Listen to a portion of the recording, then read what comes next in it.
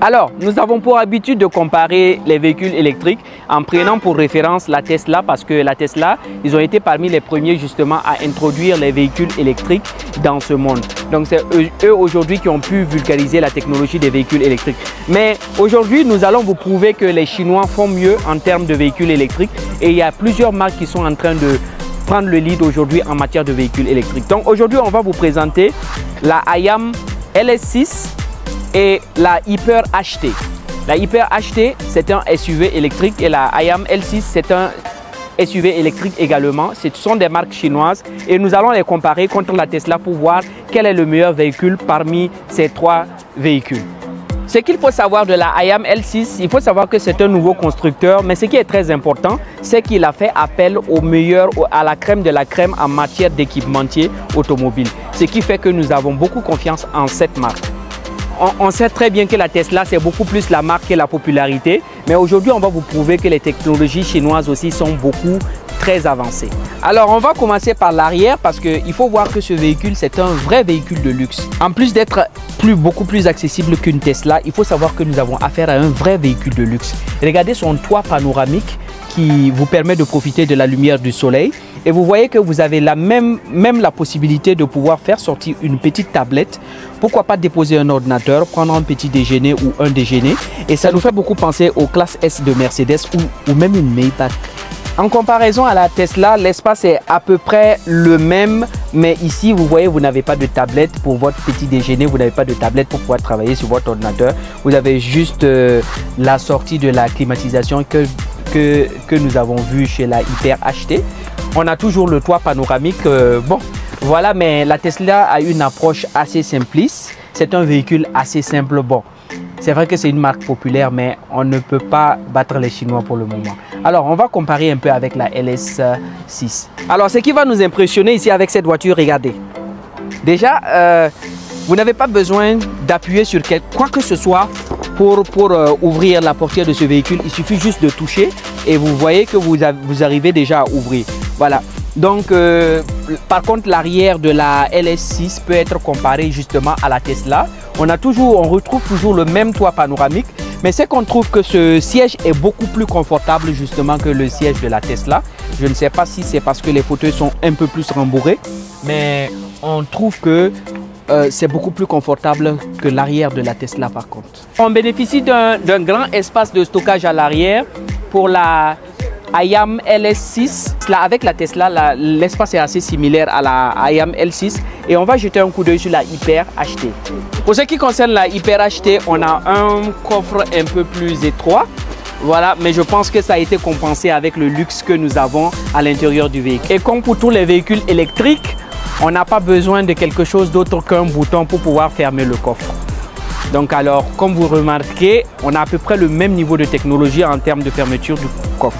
Alors, on continue la comparaison parce que vous savez que la majorité des véhicules électriques, ils ont leur moteur électrique en bas.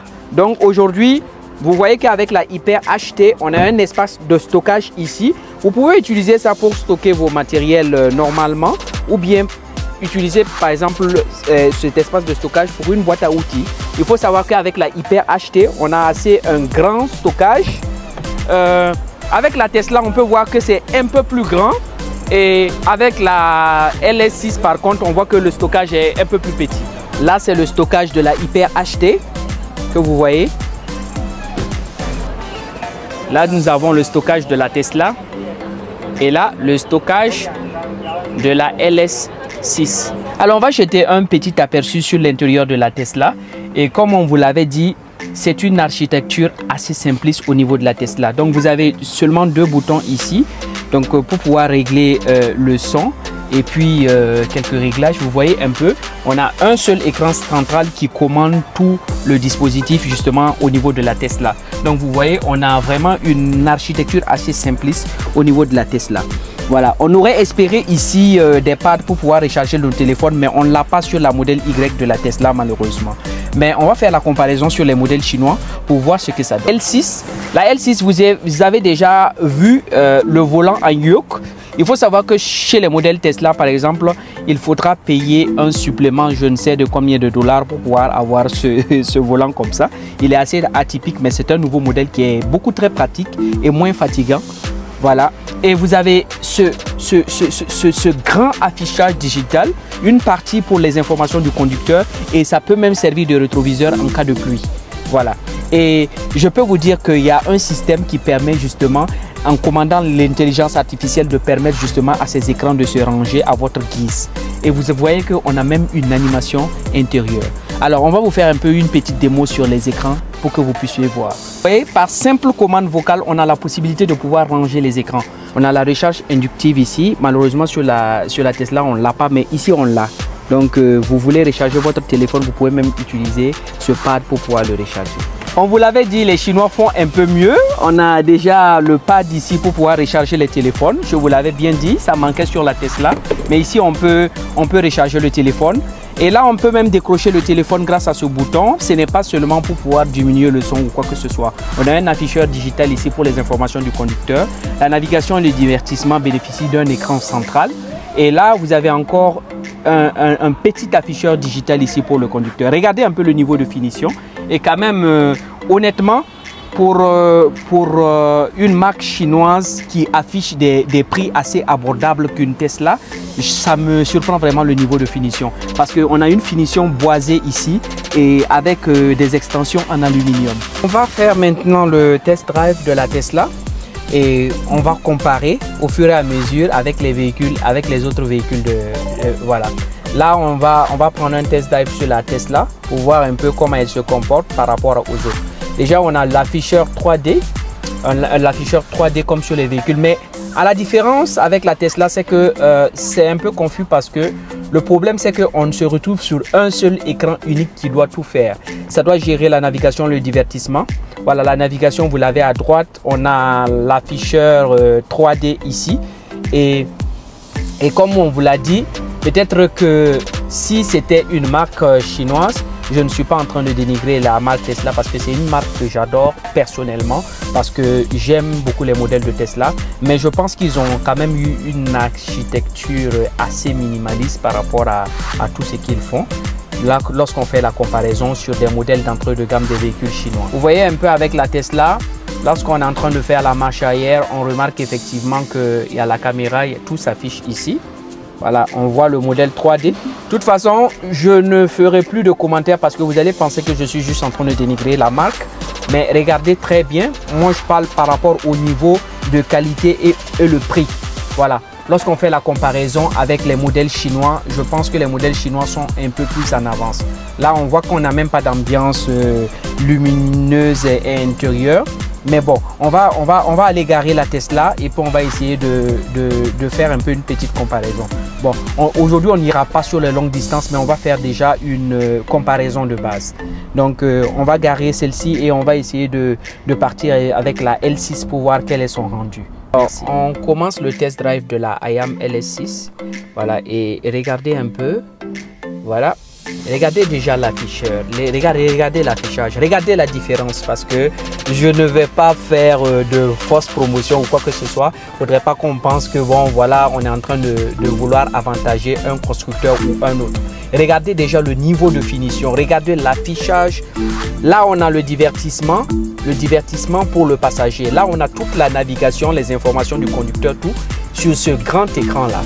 Et là, vous voyez un peu, je mets un peu le clignotant à droite.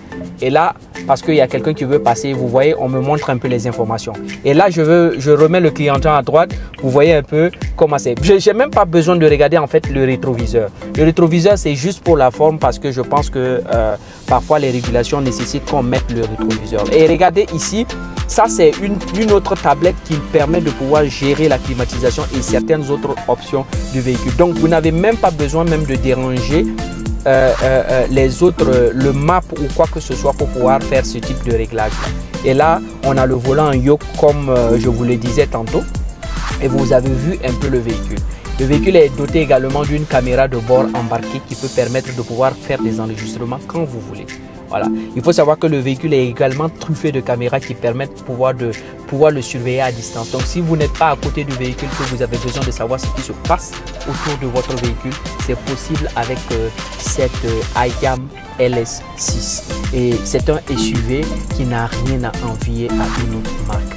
parce que c'est une bonne marque, mais vous voyez, ça a vu la participation de Bosch, de Michelin, de pas mal d'équipementiers automobiles qui sont vraiment très avancés en termes de technologie. Alors regardez, nous sommes en train de faire une manœuvre de marche arrière. Vous regardez un peu comment ça se passe pour la marche arrière. Et je peux vous dire que l'afficheur 3D, ça aide beaucoup. On a parfois des petits réflexes pour vouloir regarder, mais honnêtement, on n'en a pas besoin. Parce qu'avec l'écran, ici, vous avez tout.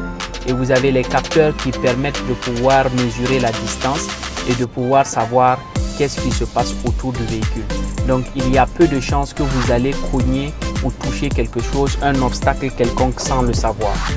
Regardez un peu l'ambiance luminaire intérieure du véhicule qui fait passer un peu à quelques modèles de Mercedes, notamment les Mercedes classe S, les Maybach et tout ça. Donc vous avez même la possibilité de pouvoir régler l'ambiance selon vos humeurs. Alors, on va aller garer ce véhicule. Oh waouh, on a fait une petite accélération, waouh. Ça donne un peu de la puissance. Il faut savoir que ce véhicule a quand même une vitesse de 0 au 100 en seulement 3,4 secondes.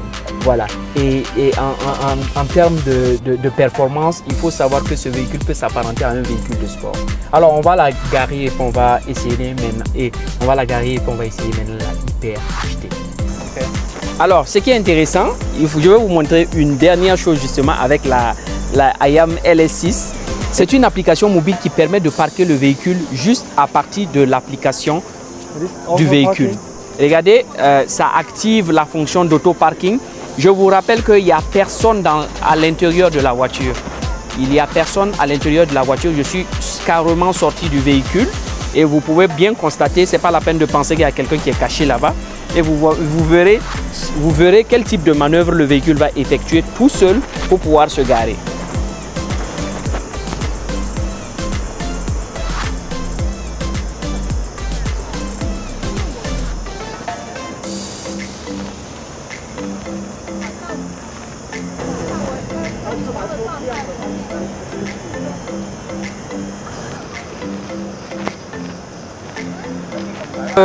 Honnêtement, ça c'est mon véhicule favori parce qu'on est vraiment à l'aise lorsqu'on conduit ce véhicule. Et honnêtement, pour avoir conduit plusieurs Mercedes, je pense que je suis plus à l'aise avec ce véhicule parce qu'il me fait beaucoup penser au modèle de Mercedes. Regardez un peu, on a même l'ambiance intérieure comme sur la LS6 et vous avez la possibilité de pouvoir régler l'ambiance intérieure de ce véhicule. Donc voilà, on l'a vu, je vous l'ai dit que le niveau de finition est beaucoup plus évolué. En tout cas, à ce prix-là, moi, je pense que le client fait une meilleure affaire. Alors, on va essayer de le conduire un peu sur le même parcours. Voilà. Bon, en puissance, je peux dire que la LS6 est beaucoup plus puissante que celle-ci. Ça, il faut être honnête. Bon, au niveau de la Tesla, je peux dire que sur une comparaison avec la Tesla, on peut dire que la Tesla a à peu près la même puissance. Voilà. Avec les accélérations, je sens que c'est à peu près la même puissance que la Tesla. Donc pour les fans de vitesse, ça va être mieux de prendre peut-être la LS6. Parce qu'il faut savoir que la LS6 fait du 0 à 100 en 3,4 secondes et à un modèle sport. Voilà, je fais une petite accélération encore. On va faire la petite manœuvre, la même manœuvre qu'on a eu à faire avec la Tesla et la LS6 ici pour voir ce que ça donne. Là, on fait un peu le reverse pour voir ce que ça donne en termes de manœuvre. On voit qu'on a encore l'afficheur. Maintenant, pour la Hyper HT, on retrouve à peu près le même écran central comme la Tesla. À la différence avec la Tesla, c'est que celui-là, il a un écran digital quand même pour le conducteur, pour les informations du conducteur. Contrairement à la Tesla a toutes les informations du conducteur et la navigation sur le même écran. Donc c'est à peu près différent. Donc ça vous laisse le temps, par exemple, si vous ne les utilisez pas, par exemple pour l'affichage de la caméra, vous pouvez toujours l'utiliser pour la navigation ou le divertissement. Donc ce qui est intéressant, on a aussi les commandes au volant, l'ambiance intérieure, le pad. N'oubliez toujours pas le pad pour pouvoir recharger le téléphone parce que c'est assez important pour les businessmen. Les businessmen aiment les GLE. Ah, vous avez une GLE un peu moins chère avec un budget carburant qui sera assez maîtrisé. Voilà. Voilà, vous voyez, honnêtement, je me sens beaucoup plus à l'aise avec ce véhicule. Côté technologie, côté luxe, Vraiment, ce véhicule n'a rien à envier. Mais ce qui est intéressant, comme ce qu'on vient de voir sur la LS6 tout de suite pour le parking automatique, on l'a aujourd'hui sur ce véhicule-là aussi. Mais il faut savoir que Tesla aussi a le parking automatique, mais en option. Donc ça veut dire que si vous voulez un modèle Tesla, il faudra payer beaucoup plus pour le parking. Et les modèles chinois aujourd'hui, ils vous permettent même d'avoir le parking automatique sur les modèles d'entrée de gamme. C'est ce qui est assez intéressant. Ici, on actionne aussi le parking automatique du véhicule et on va laisser le véhicule faire la manœuvre tout seul. L'expérience du parking automatique avec la Hyper HT. Donc vous voyez, le conducteur n'a rien touché, on va laisser comme ça. On n'accélère pas, on ne fait rien. Regardez, suivez plutôt, vous allez voir le véhicule qui se passe. Voilà. On va faire la manœuvre tout seul pour pouvoir. Et ce n'est pas une option pour le véhicule, ce n'est pas une option, ce n'est pas une option qu'il faut payer supplémentairement pour l'avoir parce qu'il est même sur le modèle de base. Donc vous avez vu. Okay. Alors on a terminé la manœuvre et c'est fini pour les comparaisons des trois véhicules. Donc maintenant vous saurez maintenant quel véhicule choisir à petit budget. Alors on va finir cette vidéo sur ma préférée, vous le savez, c'est la Hyper HT. Et il faut savoir même que selon les options, vous pouvez même demander avec les portières arrière en L. Et il faut savoir que celle avec les portières arrière en L, elle a une autonomie de 825 km. Donc ça, c'est 825 km pour une voiture toute électrique, c'est vraiment intéressant. Tesla est sur une autonomie de 500 km, la Hayam LS6 est sur une autonomie de 770 km.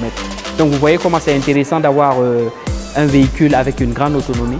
Alors, vous savez que le niveau de technologie des véhicules chinois est assez avancé maintenant, mais ce qui est intéressant, le plus intéressant avec ces véhicules-là, c'est que vous avez le même niveau de qualité ou une qualité supérieure, mais à un prix beaucoup plus modéré. Avec Imotrix, nous conduisons l'Afrique à l'électrique.